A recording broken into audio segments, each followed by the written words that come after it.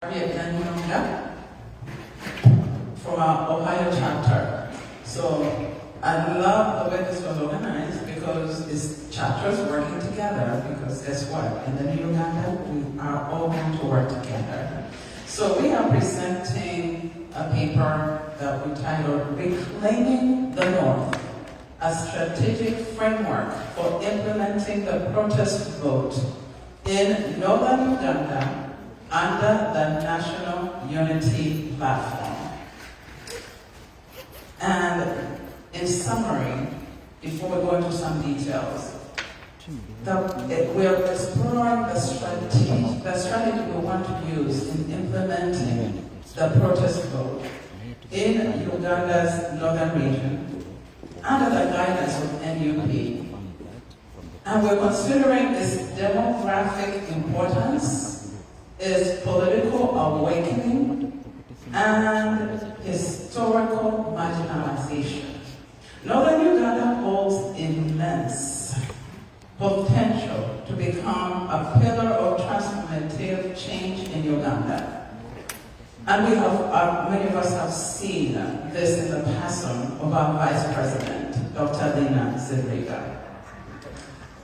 Now, for our Ohio, again, I'm here, we're representing Ohio chapter, DMV chapter, California, Texas chapters, as we present this strategy to the regional leadership of Dr. Zedriga, the Vice President of NUP Northern Uganda, and the party secretariat, through a civic empowerment, political education, and candidate recruitment, diaspora engagement, and a robust policy platform.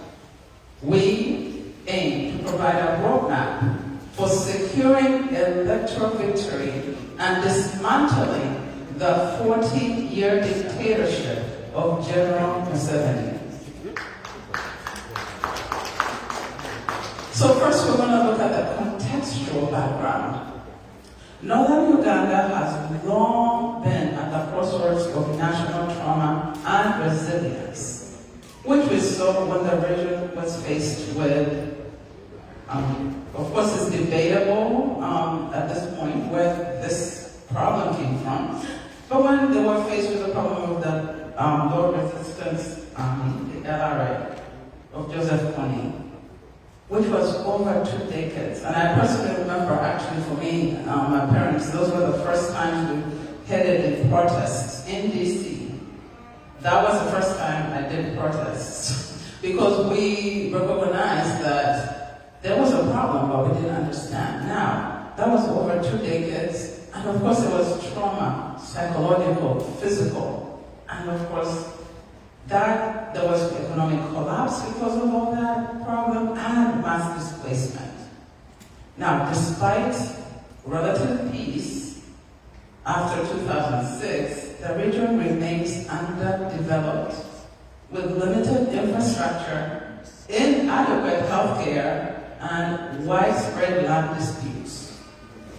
Politically, the region has shifted from historical loyalty to the UPC to increasing support for NUP opposition party.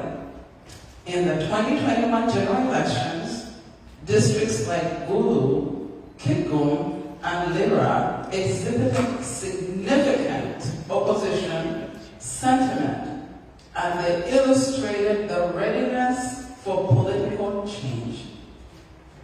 Secondly, we're going to look at the strategic importance of Northern Uganda. Northern Uganda is a region to a very, very large population. Again, with districts like Aroa, Gulu, and Lira, with key electoral battlegrounds. It does contain several natural resources, one being agriculture, which we grow and which is used, of course, to grow cotton, simsim, millet, and shea trees. And I don't know about you, but I actually found out, so this is a little note for us ladies up there, that shea butter in Uganda has a chemical that is higher levels and is very different from the Western. So I want to encourage us, next time you go to Uganda, make sure you get that shea butter. We'll be supporting the North. Now I just found out too, to do this research, right? Then we have minerals. We have gold in Karamoja, we have limestone in Tororo, and oil reserves in the Albertine Basin. And of course, tourism. Who doesn't love touring? Well, some of us can't tour right now. But vacations, we like to go enjoy beautiful places to relax. Well, Northern Uganda has the Murchison Falls, it has the Arroa Falls, and several cultural heritage sites. So we're looking forward to that in Uganda. Some of us, we can go start touring and supporting Northern Uganda. The other thing we want to look at is the challenges our people are facing in Northern Uganda.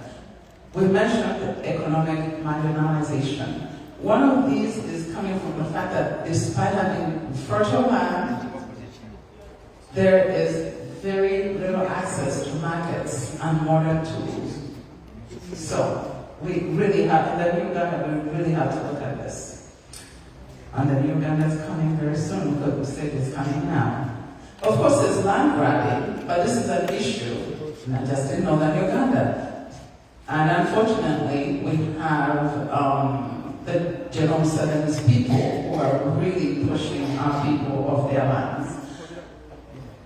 And a lot of times it's military backed.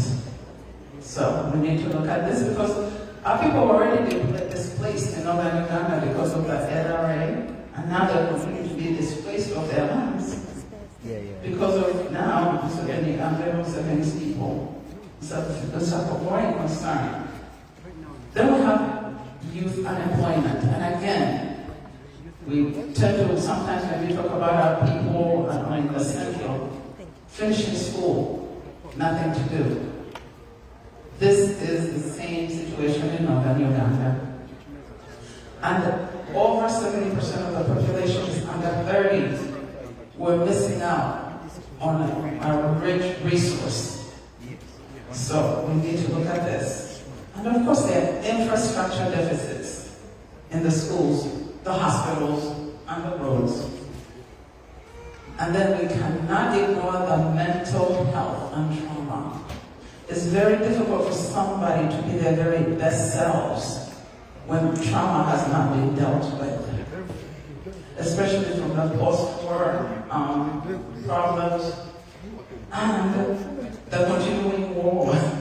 Because as we know, during the elections and onward, we've had trauma with our people being abducted, illegally incarcerated, killed. For many of you who've heard Dr. Lena Zendriga's stories, you know that these are facts. Simon Achia, a young man who's really dedicated, no matter what they've done to him and his family, he's actually lost very close relatives. Trauma, we need to deal with it. The mental health. In fact, just recently, Dr. Zendriga mentioned that she is considering not continuing in her role because her family is traumatized from the recent killing of her son, and that's what it was, murder. So, the trauma is real. And we really do have to deal with that in Uganda. Next, we'll look at the NUP policy agenda for Northern Uganda. Under the NUP agenda, the following should be areas of focus. This is what we're suggesting. We're asking to consider justice and reparations, establishing a truth and reconciliation commission, land rights, enhancing legislation to prevent land theft and recognize customary ownership, education and health, rebuilding war-affected schools and expanding healthcare, agricultural reform, funding cooperatives, extension services, and irrigation schemes. And lastly, local governance, devolving power to regional governments for participatory decision-making. The last thing we're going to look at is how to implement this protest vote strategy. One thing we want to look at is mobilization and messaging. Local language campaigns anchoring themes of dignity, land, and justice should be considered. We should think about having community town halls, and me definitely, I'm a fan of church-based forums and youth concerts. Because actually, I'm just going to speak very briefly about this idea of church-based forums that we talked about this in the earlier session. It's important to involve our religious communities in whatever strategies we have. Because if we don't look to change the soul of Uganda, we're fighting a losing battle. So we really have to look into that. And lastly, inclusion of clan leaders, cultural institutions, and opinion shapers. What about candidate recruitment? We'd like to identify credible grassroots leaders, particularly women and youth. And again, I've mentioned a young man, Achia Simon, and I really hope we can find more young men like him. They've killed, like I said, several of his relatives, but he's still standing. And now he has a child to fight for. So, we will also want training programs in civic engagement and public speaking. And we also want to ensure representation across ethnic and religious groups. What campaign tactics would we like to use? We're suggesting village-to-village outreach by border brigades, use of FM radio stations and WhatsApp networks, as well as cultural festivals and commemorative events. And then, of course, comes the issue of voter protection. This is a really tough one. It's really, really tough. But we try to come up with what we hope can be implemented. The first one was diaspora-funded election monitors. The second idea was parallel vote tabulation of PPT through community networks. And lastly, legal aids and health aid for victims of electoral violence, because we've already seen this. We saw what happens. And actually, I have to add, it has not stopped. Now, our role as the diaspora. Our role as the diaspora includes funding and logistics. Diaspora chapters can support campaign materials, transportation, legal, and health services support. We would like to be able to also provide technology and training, provide tools for secure data collection, digital organizing, and rapid communication. We also would like to involve international advocacy. This would involve lobbying foreign governments and international bodies to monitor Ugandan elections. And lastly, narrative power. We need to counter regime propaganda with diaspora-led social media campaigns. This has worked before.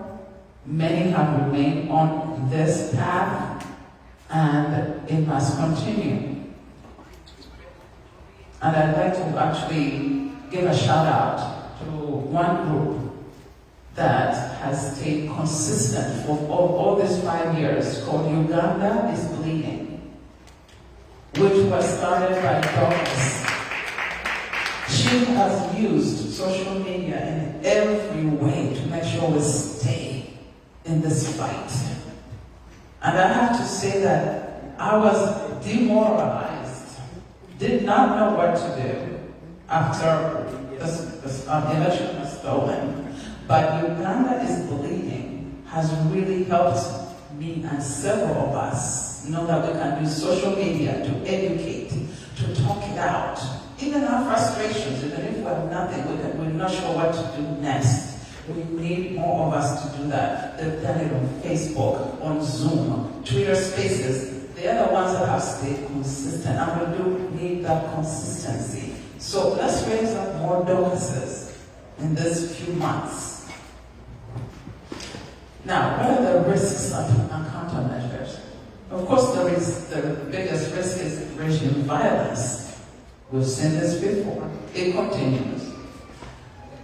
It would be good if we could partner with civil society and international observers in the hope that this would deter violence. What about voter buying? Well, we can't have civic education campaigns emphasizing long-term gains. Stop looking at the now. Look to the future. What about misinformation? We can give real-time fact-checking teams. Can we develop those and provide these teams information? And also be involved in media. We need to be involved, be engaged. Then of course there's military intimidation.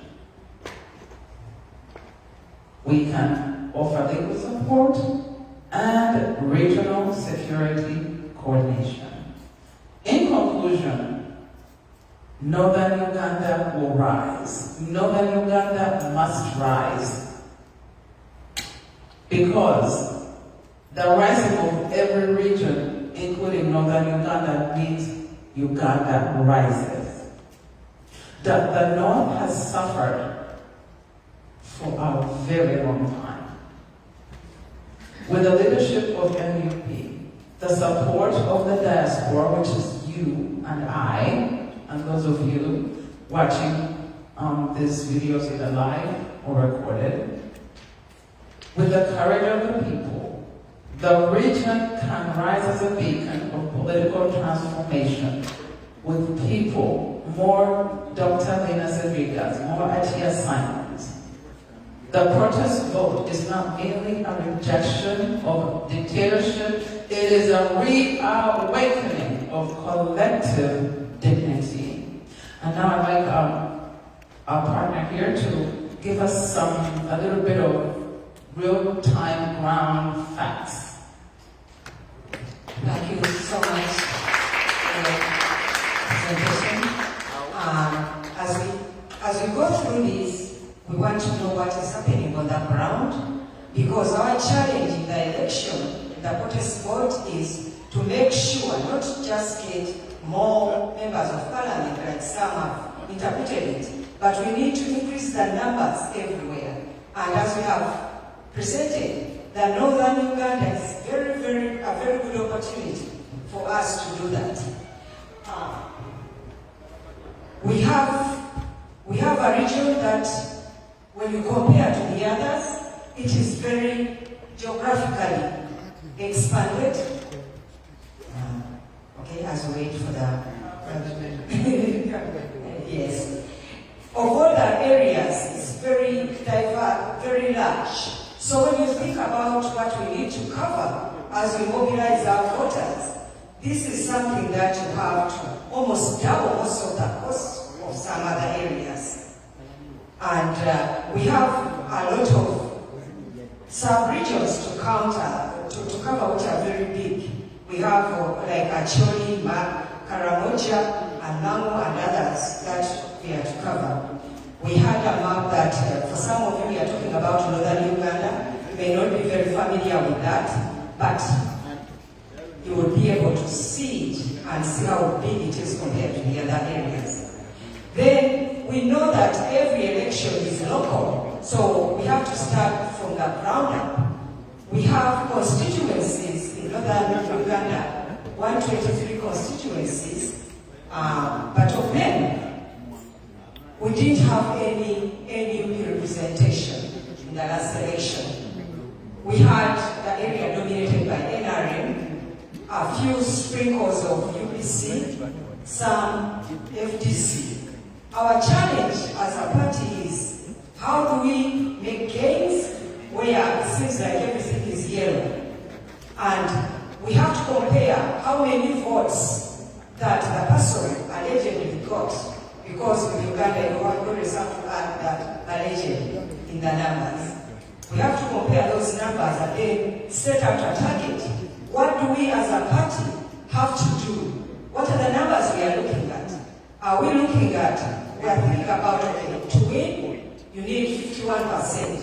But we have to be ambitious and say, okay, what if we are targeting 70% of the vote? How are we going to get to this? So the numbers you actually have to go door to door, not just say, oh, I see a group of people. You have to go to the numbers. The numbers speak. So that is what we will do for each constituency. So you see, everything is yellow, yellow, yellow. To us, it's a challenge. We have to convert that yellow into red, deep, deep red. And deep red means going. You know how it's troubling when we look at these voter results for US, and you see the pink, the red, the blue. Let's make that our target. The country must be red everywhere. That's how we ensure that it's too big a margin for anybody to take over. And then, in the back end, we are going to have to do more of what we're already doing. We need information, basic information of the voter. What are their names? How do you contact them? Where those who are on social media, how do we link up with them? We also need that information for our candidates. But we also need that information for the opposition, because we have to get in there and challenge them. See what messages they are giving out. How do we challenge them? And the other group that we have to really look at are the people who are perpetuating the violence. We have to get those people, because if we are to protect our people during the vote, we have to know who is who, right up to village level. And the people, when you talk to them, they know the information, but we collectively have to have it in the back of our mind, so that if we are to carry out the protest vote, we are going to have to somehow see how do we surround these people, not physical surrounding, but how do we counter their activity. So we need that information, and those of you who have access to people on the ground or who have the technical knowledge, please, we need that support. And then for Northern Uganda, for example, we are talking about 9,000 polling stations. So that's a lot of human resource. So what we have decided what we have thought about as our group is that how we move from family level to the polling station, and then combining those polling stations into what would be like an election hub or a protest hub, so that all the information we have, if we are messaging to that hub, and maybe not to the individual families. So thank you so much. We are going to do this.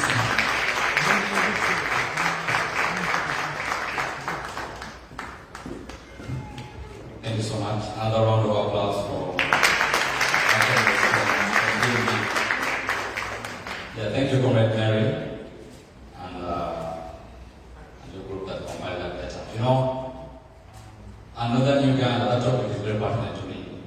My mother comes from the north, and hearing that, it's really showing that there is a plan to go back home.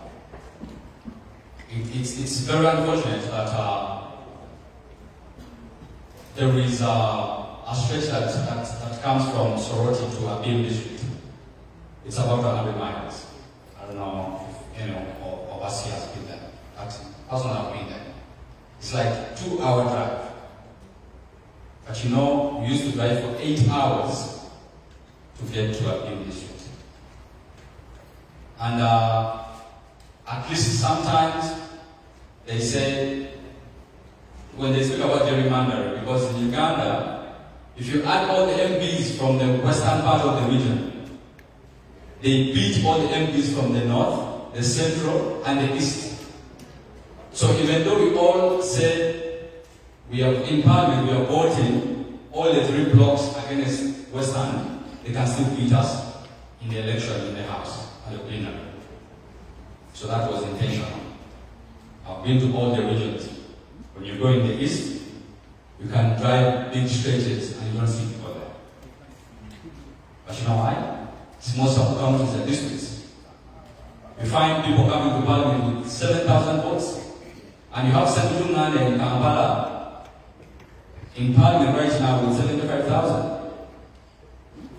You have our comrade Jaden, comrade Narukola, is in Parliament with over 20,000 votes.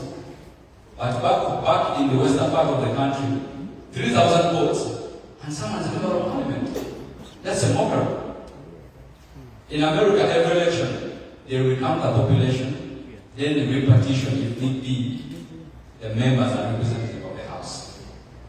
Ladies and gentlemen, I think we shall take questions later after the discussion. I can see there are questions popping out. But thank you so much for that plan from the National Unity Platform. Ladies and gentlemen, I'm seeing ministers here discussing stuff. I don't know. I'm seeing ministers discussing. You know the challenge we have? Instead of being 80 years old, we all think that a minister should be 70. That's what we think.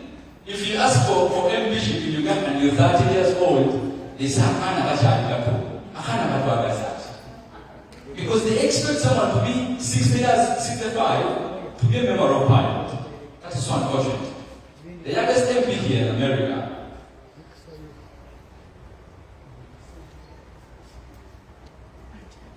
thank you, Doctor. Yeah, the youngest MP in America is Maxwell Frost. He's only 28 years old. He's in the Congress. And no, that's not news. It doesn't surprise anyone that he's in Congress. But in most of the Commonwealth, we know one in Kampala, or whether MP. And that's the barrier that we have to really put to an end. So, thank you so much, Comrade Mary. And I think, as advised by Doctor, we can take the questions, one, 2, 3, then they'll be answered later.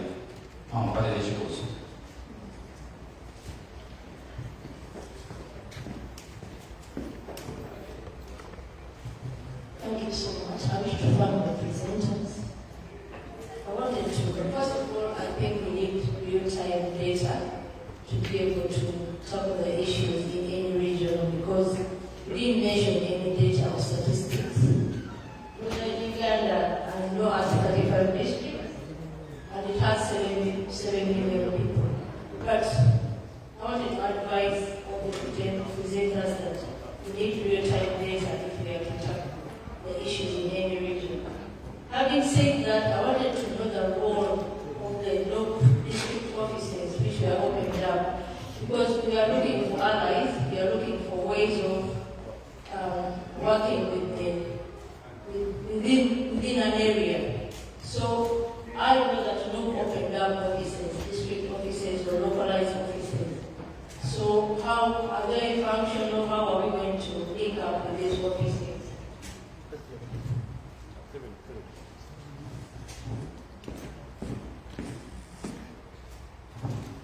Yeah, thank you, Mama. Thank you so much.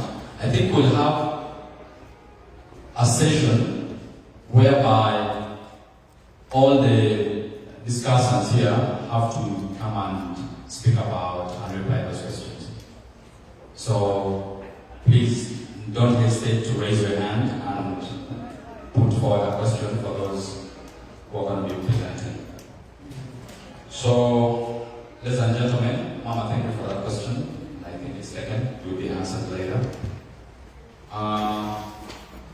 We have our comrade from the Great Massachusetts, the Eastern Coast, who's going to be discussing. We have comrade Acram and comrade Blessing of please come through so that we hear from you guys. Because of this conversion, I'm getting a chance please come with me. We've been on the phone for over 2 years, and I've never met this gentleman. But a very committed fighter, a very committed soldier, and I know these are the young people that really want to get involved. Thank you so much. Because Muchimani says, very young people, thank you. Thank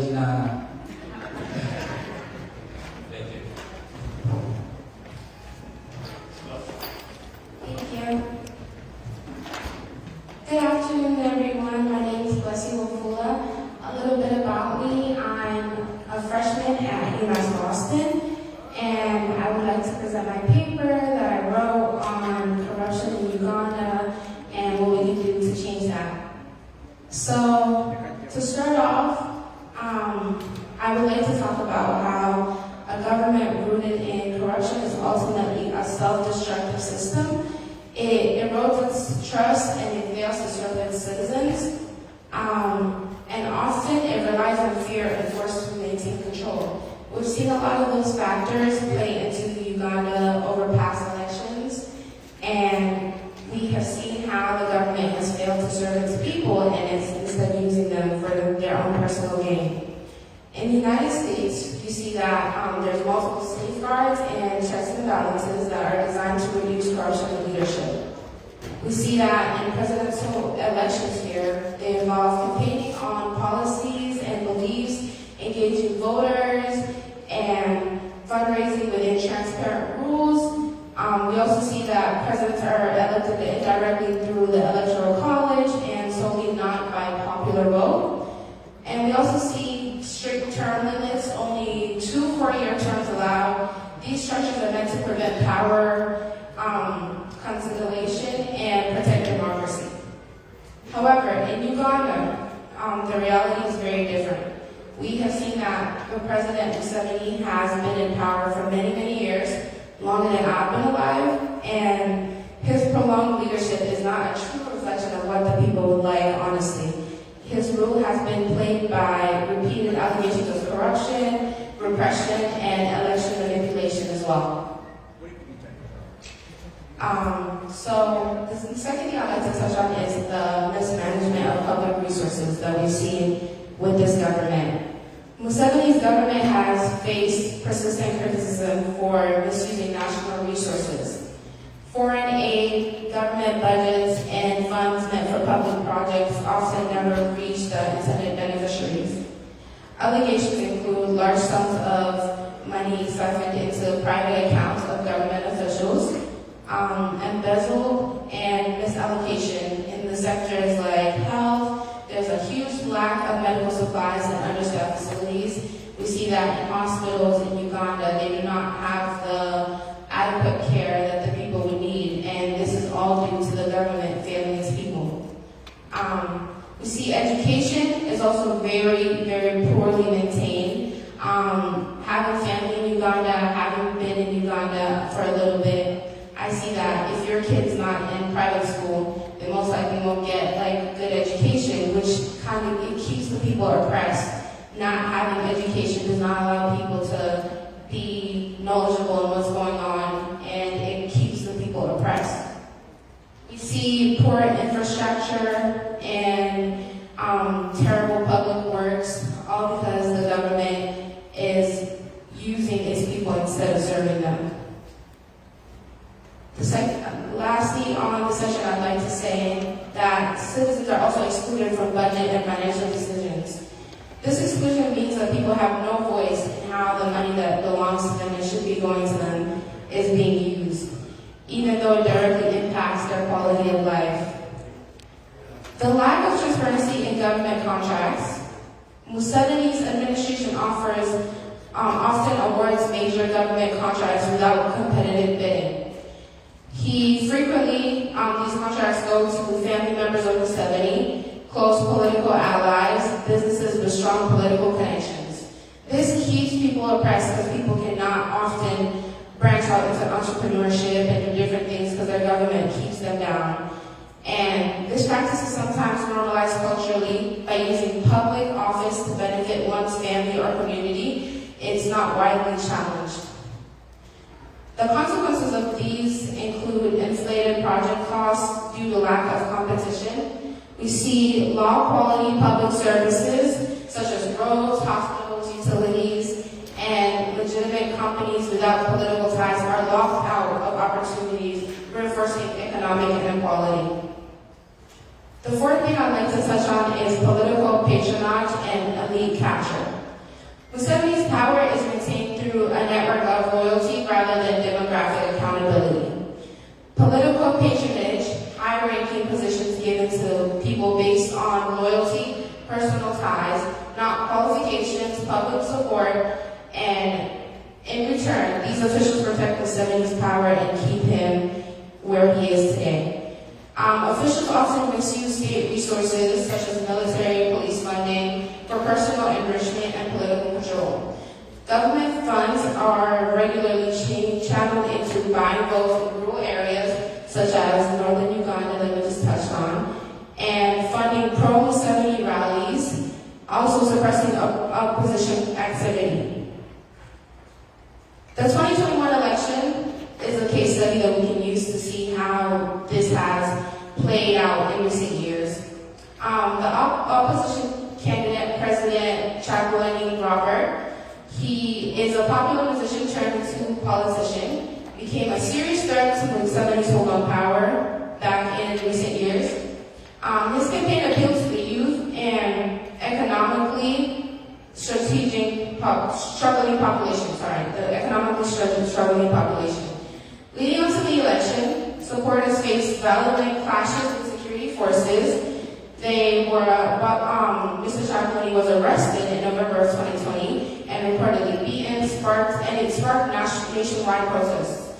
The government's response was military and police crackdowns. Many were killed, many were beaten, and it was a very oppressive time in Uganda. There was internet shutdowns and media restrictions to control information flow. Social media blocked out to present opposition organizing, and on election day, which was January 14, 2021, widespread reports of voter intimidation. There was allegations of ballot staffing and tampering, polling stations run by Museveni loyalists, and the outcome was Museveni was declared the winner, and Mr. Kyagulanyi rejected the results, rightfully so, and claiming fraud. He filed a petition with the Supreme Court and was dismissed for lack of merit. And in reality, judiciary has been heavily influenced by the ruling regime. Once again, touching on to how people put in those places of power are loyalists to Museveni. The sixth thing I'd like to touch on is supporters' perspectives on Museveni. Despite the corruption allegations, many Ugandans, especially the wealthy elite, they support Museveni because they said that he has brought stability after years of civil war and political unrest. They credit him with economic growth and improved infrastructure. Uganda enjoys relative peace compared to neighboring nations facing civil wars. And a critical note is much of this peace comes from military suppression and intimidation caused by the government. Supporters are often insulted from the daily struggles caused by corruption. 7. Why is changing this so hard? Corruption in Uganda is deeply embedded in the political and economic systems. As you can see, when Mr. Kyagulanyi tried to bring about change by shedding light on how the election was not accurate, he was turned away by the Supreme Court instead of having it acknowledged as he should have. And seeing that widespread public mistrust of institutions. A lot of this fear that has been embedded in the citizens of Uganda has caused them to have a mistrust with institutions. So a lot of them have lost hope, they've given up, they think there's no point to voting or having a say because they know how it's going to play out. And many citizens have been conditioned to believe that their poverty is a result of personal failings. They speak on how this is bad luck and how it's just misfortune, but they're not educated on how this is a result of how their government has failed them. and how it's continuing to fail him. Speaking out is also very dangerous in Uganda. When corruption is normalized, anti-corruption movements struggle to gain traction. Corruption is a normalcy in Uganda. Unlike in the United States where something like this happening would cause an outrage, in Uganda, many people have grown up with Museveni as president, and this is all they've ever known. So telling them that it could be different would be hard to get them out of that mindset. So the path forward and what we can do to change this. We need a mind shift among officials in all different regions. Citizens should be viewed as purpose of governance and not tools of personal gain. Educating the public about the true causes of the immense poverty and poor services that they have been subjected to by their own government. Understanding that this isn't just bad luck, but a result of poor governance. Raising both national and international awareness through social media, and this is where we can engage our youth a lot and bring about a big change. And you see this in different ways. Every day we wake up and there's a hashtag going around for a different country and talking about the problems that they're facing. We can do that with Uganda as well, have Uganda be a main topic, and that can bring about a huge change.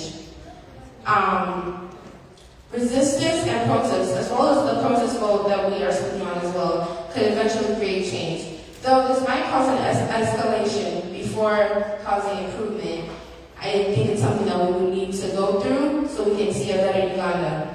Lastly, I would like to say united citizen movements can dismantle even entrenched corrupt regimes. Having a united front can really bring Uganda change. Thank you so much for having me today.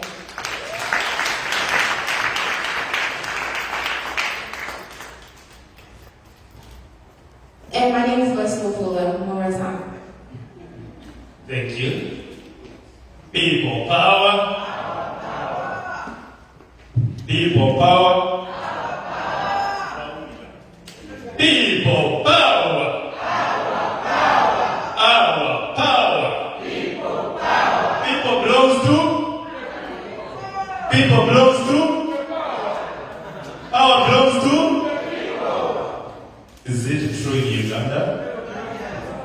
Is it true in Uganda? How can we do that? Question comes to you and me. How are we going to turn power to people? I'm going straight. My sister, she has mentioned everything, but I'm going to elaborate more in the Runyoro Rutoro Runyakore Ruchiga.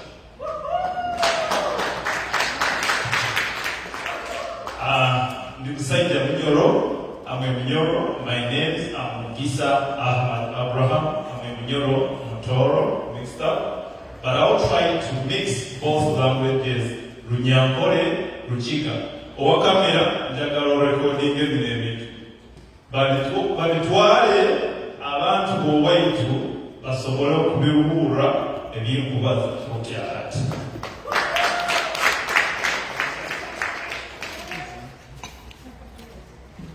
Mukama waitu, nkwinja kusooka kukozesa ekigambo kitwe tukagamba Mukama waitu asiimwe kogwe musajja mulokole.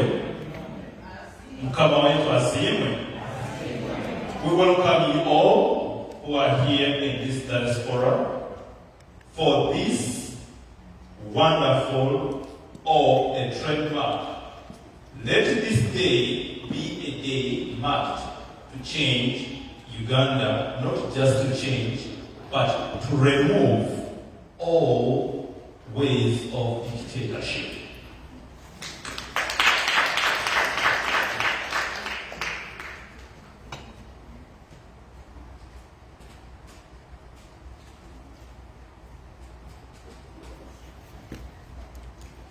I have a few points which I'm going to go through, but I want you all. One, we talked about health. Tubalizeewo habyobwomezi. Abantu ba Bunyoro, abantu ba Tooro, abantu ba Mbarara, n'ahandi itwe na kati twale mu Western. nyo abaganda n'abala mulowooza tuli bulungi. We are the people who are really badly off. Nitwe tukusingayo kuba kubi. Ngwenda kutandikira kujja kukwazaayo omuntu omu okumanya ali popular oba abeera ali w'amaanyi akaba ali musajja muzini bamwetaga kigamba alaali. Abamuwulire omusobola okuba ali mumumanya. Omusajja ogwo akaba ali muzini yazinaga ebintu ebikukwata haihanga. As we see our president Robert Kyagulanyi, that man, he was a Kyagulanyi in Western region. If they ask you how he died, akafankemo. Akahika mwibwabo. Ekienda kiesibi, nti ebyoma tibyogeze, ebyokumusemeza. How can kweli mukuru kutingi? Nti ebyoma, the equipments are not cleaned. So, someone who was supposed to clean the equipment was not on duty. Can that be an excuse? And the man died. Omusajja yafa. Habwokuba akaba atali mulayini eri. Obw'okuba toli saidi ya gavumenti okuyisanayisana kakahuka. Omugo okukukwawa kuteera n'obula kutabusaala agamba tikandi omugo okuyisire. We are like insects. Do we want to stay as insects? No. Can you rise? You people who are in diaspora, you have a chance. You can speak. No one is going to touch on you. Let me leave that part. Let me go on another part. Most people, they complain that Western, we are okay. We are not. Let's go on the last scenario, which has just happened on our brother Eddie Mutwe.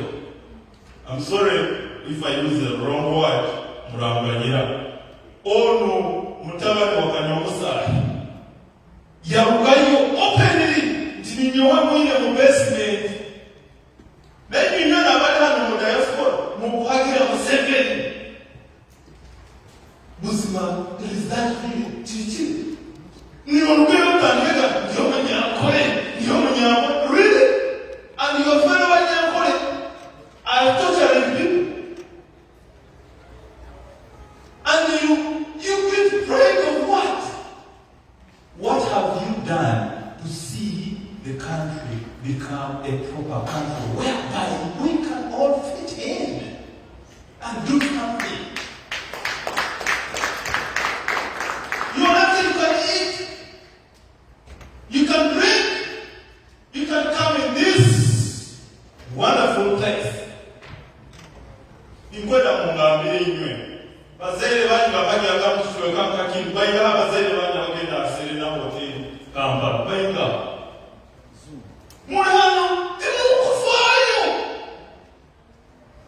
I'm talking to you. I will not talk to those people. Mugambe bagenzi banyu. Tell your brothers back at home. Open their ears, their mind. How can someone torture someone to come out openly? Maybe you sigara muikali. And you also say you're Ugandan. And you also say you're human being. You have a heart. You feel what that person is feeling, ringing. Let us open up. Let us start something which can change Uganda. If we don't do it today, don't wait for tomorrow. Education. Nyoweka sobera Nyanseke, Muhoro, Kagadi. Now it is Kagadi district, by then it was Kibali. Abakumanya isomere mbitu bali etagabwe enjunza. Bekugambe abakumanya olunyo kyetegereza. It was, by then it was a school. It was. I'm so proud I was among the best students in the district. I'm not proud today that school is no longer there. How many MPs are having their kids in UPE? It is a UP school. How many? How many people are having their kids in those schools? Apart, everyone is taking. We are not called one hour private. However, when you walk up, you go to UPE. What are you million years? I saw the you walk up. But what's in here? Community. The community is correct. Sometimes I into the money karaka tekeleza. How people wait to buika nyanseke mpura mazika leganda ba. But nous avons la programme that ourselves they don't feel anything. They don't have that Ubuntu. Africans, we had what they call Ubuntu. Where did that go? My sisters, my brothers, can we have that humanity? Do we have that? Now you're here, you're like, you're feeling it. When you leave that door, you become a different person. My brothers, my sisters, let us cooperate. I can tell you in the let us be one. Stop that foolishness. I'm a Munyangore, I'm a Uganda, I'm a Mutoro, I'm a this. That is nonsense. But tukolere hamwe tusobole kuhindura Uganda.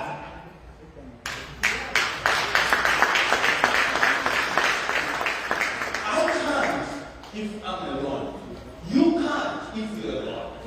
But him, and I, if we merge, Uganda can become what we want. When we go back to minerals, we have we have gas. We have gas. Neno mulihana abasome mukaikiriza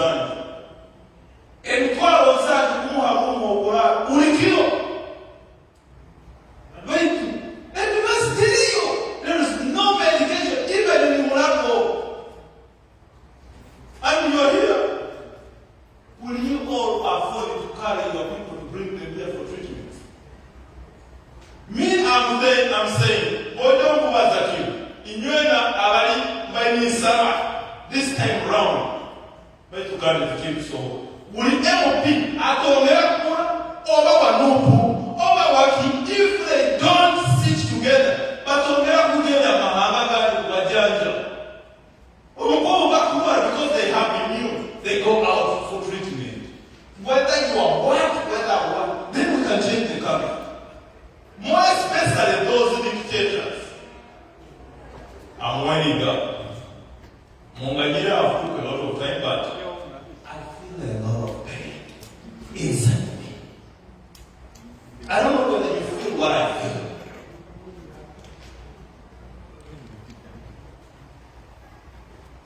I've talked about health. Lastly, Embudo. Roads.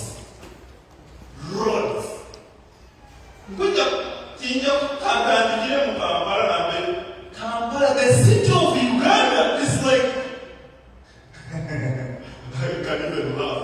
A city, capital city. Every Sunday, every job you're going to put in weekend. In your movie,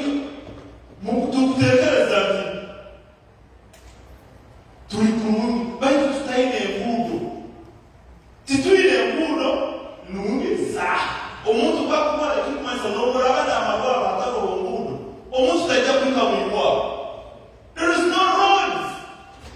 Omuntu wa mbefu, omuntu wa rugashara, omuntu wa buhimba. Let me say this one also. Yesterday, one of my best friends, abantu bange bekiro, abetu baterera mulipo mujya, bamutomere kati wazo. Emotoka ekawa, abantu bakyalibatira mulole. 19 people died because they had no way they can reach to the hospital. But we gave them a 19 they died because there was no any first aid. They took 6 hours to reach at the hospital. They died. Yesterday. Mkuru sasa wiki. Iwe owali upani, kansala, chairman, many when abali hangabai no souls, let us work together for the better Uganda. Then we will come up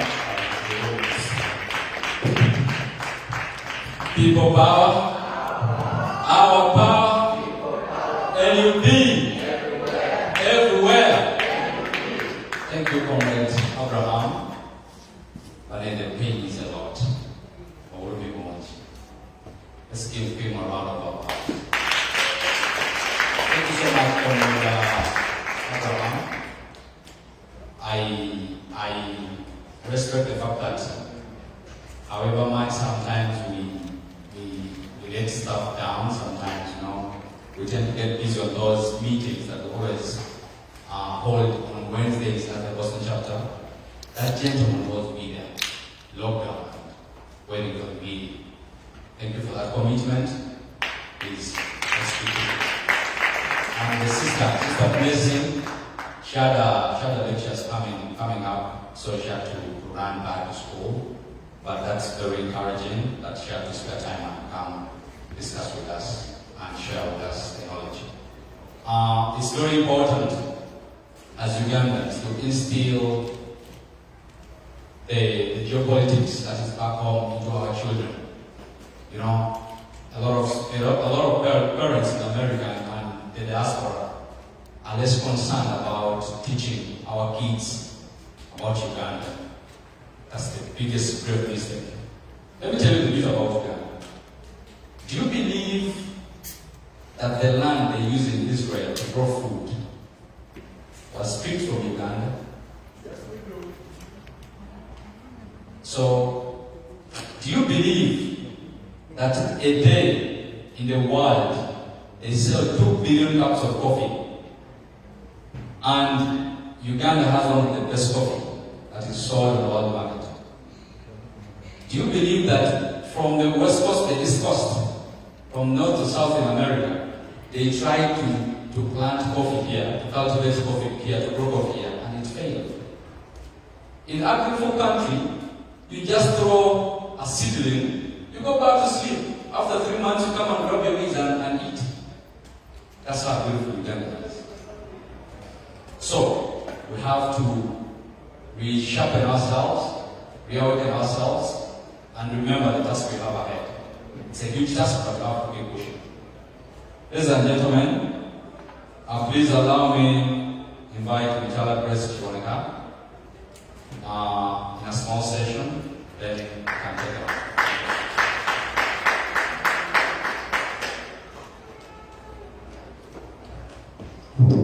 Hey, so I needed to make sure I know what my assignment is. So, people power.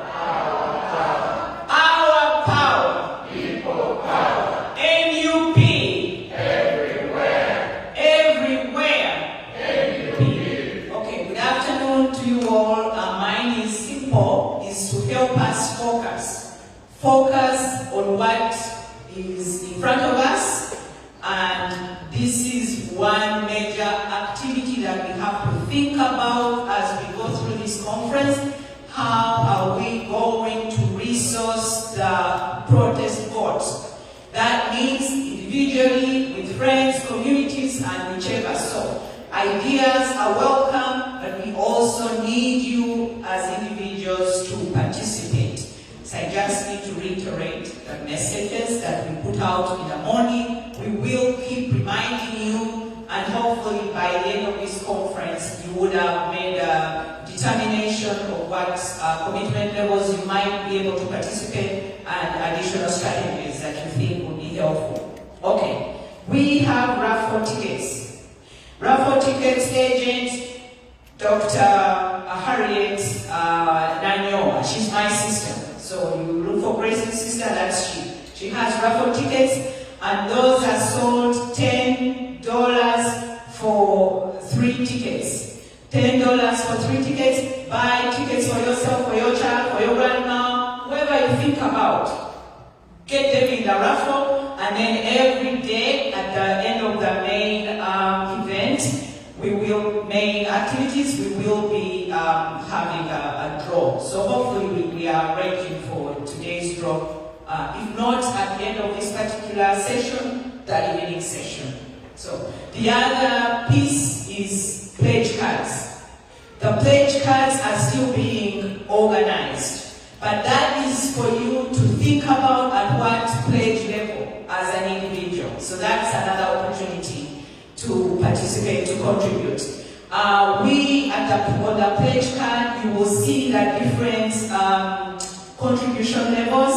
The information was being posted on the screen. The pledge levels are 5 gold stars. The lowest gold star, star 1 starts at $30, not $1. $30 to $2.99, you get a gold star certificate. $300 to $5.99, you get 2 gold star certificate. $600 to $14.99, you get 3 gold star certificate. $1,500 to $2,099, 4 gold star certificate.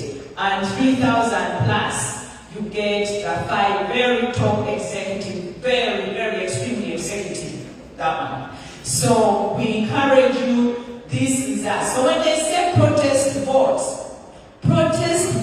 is to protest everything you don't like about Museveni, including how you're going to fund this campaign. So let him do whatever. Clean out the Bank of Uganda.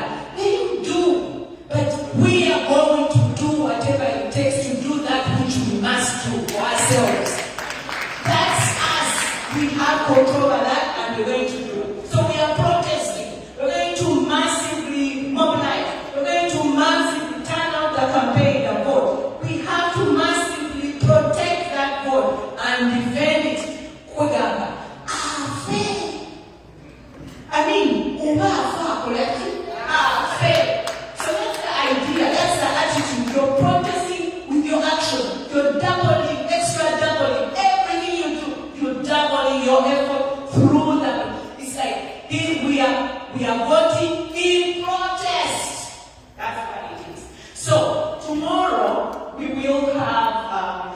Dr. Mama mentioned, that information is really going out. But tomorrow we're going to open up this discussion of the protest board's fundraising to our friends that are not yet registered.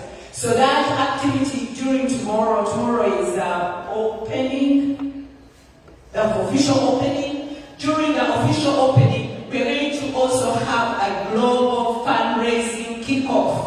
And the idea is to open our experience here to the friends that are not in the room. So that it's global. Again, we are protesting because Museveni doesn't think that we have minds and ideas and can be creative. And we can do things that he doesn't have to buy us to do. We can do things just because we like to do that. So that's going to happen tomorrow. And we shall keep reminding you. But I encourage you, don't be comfortable with the smallness of what you're doing. Agitate and challenge yourselves to do more. And then pray to God to give you discernment and to challenge yourself to do more. If you've been contributing 300, contribute, 3,000. And then figure out how to do that. We got an idea from Colorado. We can also commit and meet that commitment through installment. So those are all ideas that we welcome more. Thank you so much, Nancy. Yeah, thank you. Thank you, Congress. We appreciate you. Child praise for you. To the end of Minister of Ethics and DNA. She can be a good minister in ethics. Thank you. A round of applause to Congress. Thank you so much. Ladies and gentlemen, if you feel comfortable in speaking